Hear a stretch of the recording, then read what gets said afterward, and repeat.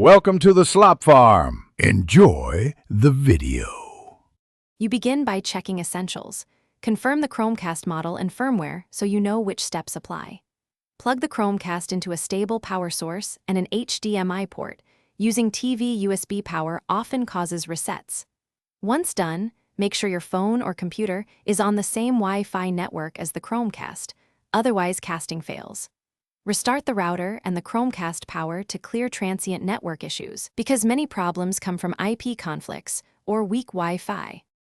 Now you perform deeper diagnostics using the Google Home app.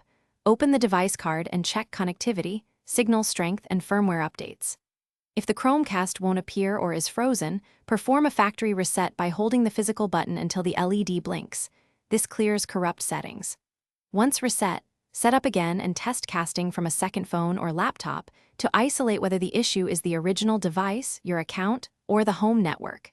Testing 2. 4 GHz versus 5 GHz can reveal. Finish by stabilizing the environment.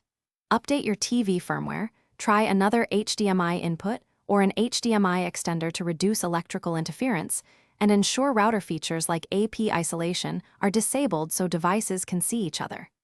If you need port or UPnP changes, make them carefully. These allow discovery and casting to work properly. If problems persist, capture specific error messages or LED behavior, because providing logs when you contact support speeds resolution and prevents unnecessary steps. Thanks for watching.